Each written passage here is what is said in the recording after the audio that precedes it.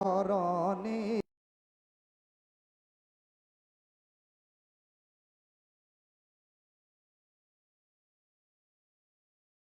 করে সরকার গঠন করে ওয়াদা রক্ষা করে প্রধানমন্ত্রী তারেক রহমানে রে।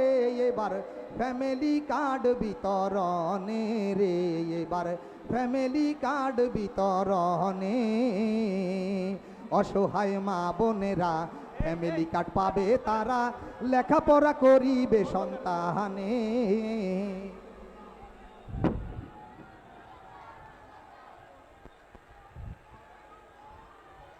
স্যার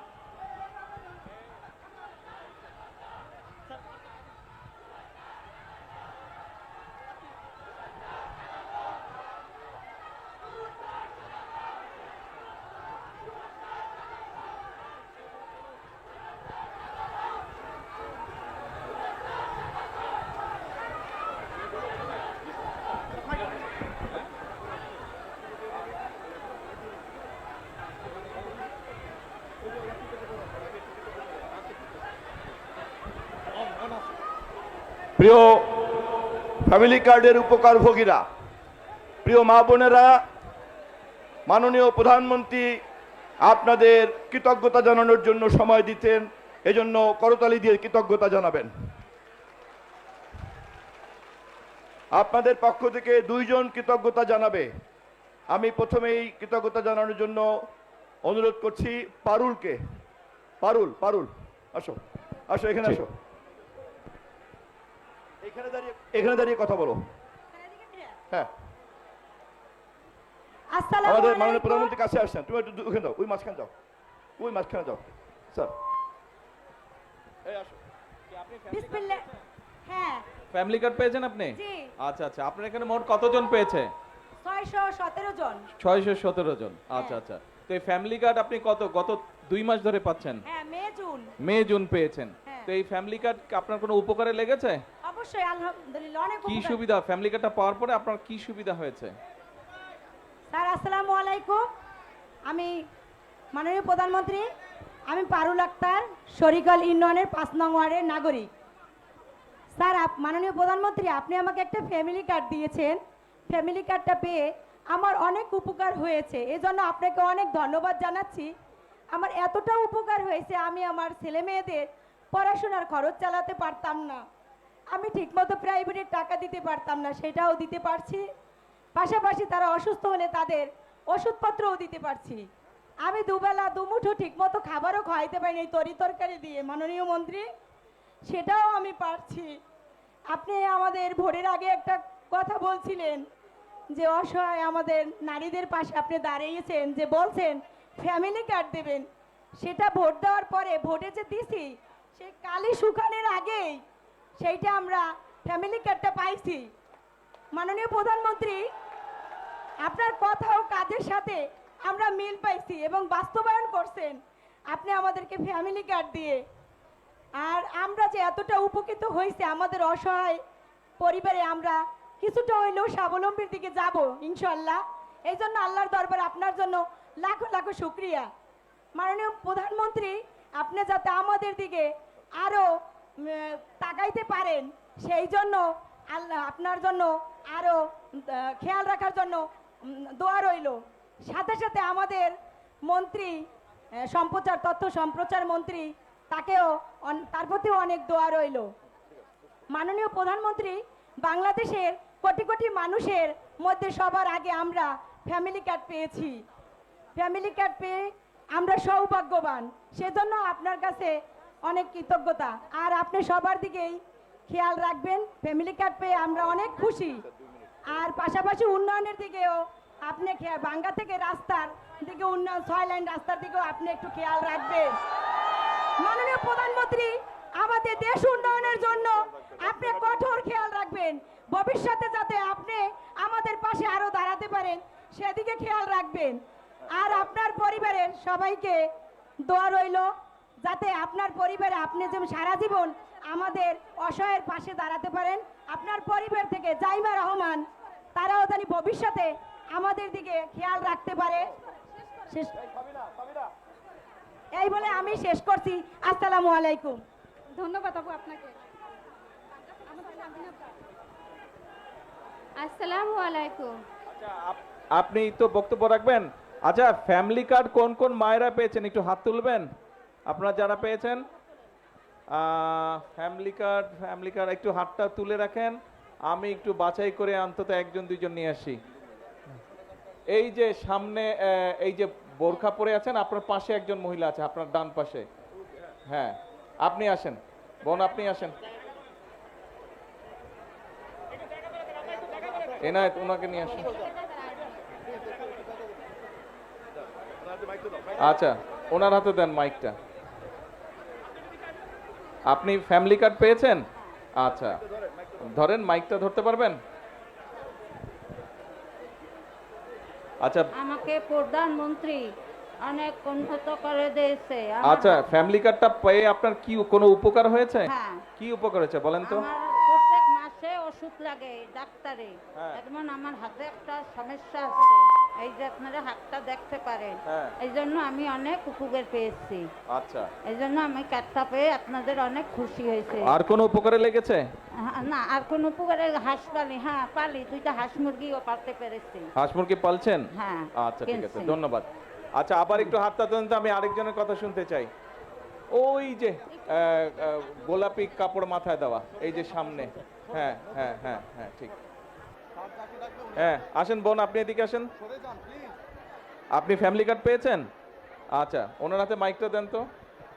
আচ্ছা, ফ্যামিলি কার্ড পেয়ে কি উপকার হয়েছে? আপনার কোনো সুবিধা হয়েছে? হ্যাঁ, আমার সুবিধা হয়েছে। আমি আপনার কাছে এই ফ্যামিলি কার্ড পেয়ে একটু অনেক সামনে নেন মাইকটা, নাহলে শুনতে পাই না, কাছে নেন আরো। আমি এই ফ্যামিলি কার্ড পেয়ে অনেক খুশি হয়েছি, কারণ আমার সন্তানের আমি লেখাপড়া করাইতে পারতে আছি, আমার সন্তানের সব কিছু দেখাশোনা করাইতে পারতে আছি। আমি অন্য অন্য বিষয় নিয়ে আমি অনেক খুশি। আচ্ছা আচ্ছা, ধন্যবাদ। ঠিক আছে, আমার মনে হয় আর প্রয়োজন আছে। ওয়ালাইকুম আসসালাম। হ্যাঁ, পরে পরে পরে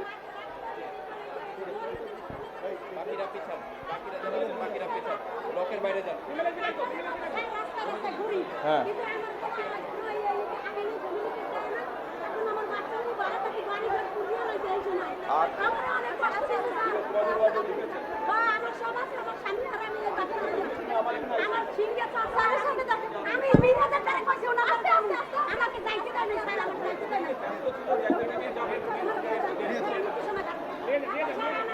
চলে যান এখান থেকে।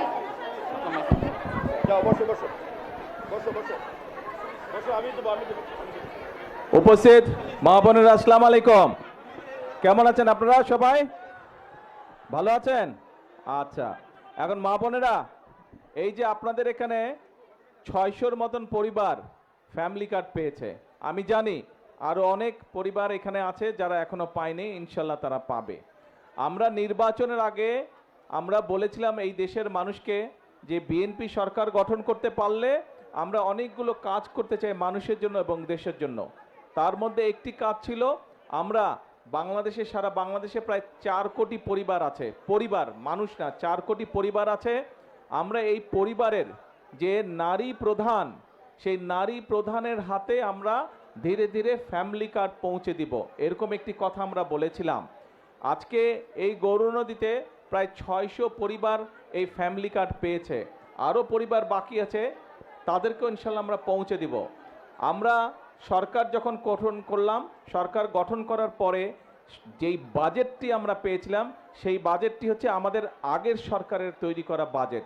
সেই বাজেটে তারা ফ্যামিলি কার্ডের জন্য কোনো বরাদ্দ রেখা নেই। আপনারা নিশ্চয়ই পত্রপত্রিকায় পড়েছেন যে গত কয়েকদিন আগে আমরা সংসদে, জাতীয় সংসদে আমরা বাজেট উপস্থাপন করেছি এবং সেই বাজেটে আমরা ফ্যামিলি কার্ডের জন্য অর্থ বরাদ্দ রেখেছি। আমরা গ্রামের যারা আছে, গ্রামের যে পরিবারগুলো আছে, খেটে খাওয়া মানুষের যে পরিবারগুলো আছে, অসহায় দুস্থ যে পরিবারগুলো আছে, আমরা ধীরে ধীরে প্রথমে তাদের হাতে ফ্যামিলি কার্ড পৌঁছে দিতে চাই। এবং আমরা এই বছর, আগামী 1 বছরের জন্য যে বাজেট আমরা বরাদ্দ রেখেছি ফ্যামিলি কার্ডের, সেই বাজেটের উপরে ভিত্তি করে আগামী 1 বছরের মধ্যে সারা বাংলাদেশে আমরা 41 লক্ষ পরিবারের কাছে আমরা ফ্যামিলি কার্ড পৌঁছে দেব ইনশাআল্লাহ। সেই হিসাবে এটা আগামী বছর, তারপরে আরও আরো 4 বছর থাকবে, এইভাবে আগামী 5 বছরে ধীরে ধীরে সকল পরিবারের কাছে আমরা যাওয়ার চেষ্টা করব ইনশাল্লাহ। তো আগামী 1 বছরে যে সারা বাংলাদেশে আগামী জুন পর্যন্ত সারা বাংলাদেশে আমরা 41 লক্ষ পরিবার দিব, পরিবারের হাতে ফ্যামিলি কার্ড পৌঁছে দিব।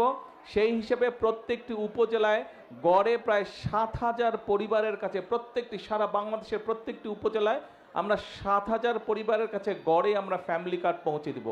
তখন ইনশাল্লাহ আগামী বছরের মধ্যে আপনাদের এইবার যেরকম 600 পরিবার পেয়েছেন, ইনশাল্লাহ আরও কয়েক হাজার পরিবার আপনারা ফ্যামিলি কার্ডের আওতাভুক্ত হবেন। আমাদের ফ্যামিলি কার্ড করার উদ্দেশ্য কী ছিল? এই যে আমি আসার সময় দেখলাম অনেকগুলো স্কুলের বাচ্চা মেয়ে দাঁড়িয়েছিল।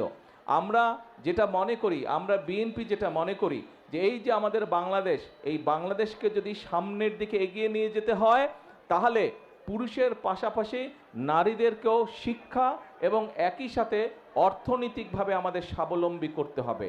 আপনাদের নিশ্চয়ই অনেকের মনে আছে দেশনেত্রী বেগম খালেদা জিয়ার সময় দেশনেত্রী বেগম খালেদা জিয়া মেয়েদের শিক্ষার জন্য ক্লাস 1 থেকে ইন্টারমিডিয়েট পর্যন্ত উনি ফ্রি করে দিয়েছিলেন, শিক্ষা ব্যবস্থা ফ্রি করে দিয়েছিলেন। আমরা সিদ্ধান্ত করেছি যে এবার মহিলাদেরকে, নারীদেরকে আমরা স্বাবলম্বী করার জন্য অর্থনৈতিকভাবে এবং শিক্ষাগত যোগ্যতার ভিত্তিতে স্বাবলম্বী করার জন্য খালেদা জিয়া ইন্টারমিডিয়েট পর্যন্ত ফ্রি করেছিলেন, বাকি একদম অনার্স পর্যন্ত, স্নাতক পর্যন্ত এবার ইনশাল্লাহ আমরা ফ্রি করব মেয়েদের জন্য, নারীদের শিক্ষার জন্য। নারীদের শিক্ষা ব্যবস্থা আমরা স্নাতক পর্যন্ত বা ডিগ্রি পর্যন্ত, আমরা স্নাতক পর্যন্ত, অনার্স পর্যন্ত আমরা ফ্রি করব। এবং শুধু ফ্রি করব না, যে সকল মেয়েরা ভালো রেজাল্ট করবে তাদেরকে আমরা বৃত্তির ব্যবস্থা করব ইনশাল্লাহ সরকার থেকে। এবং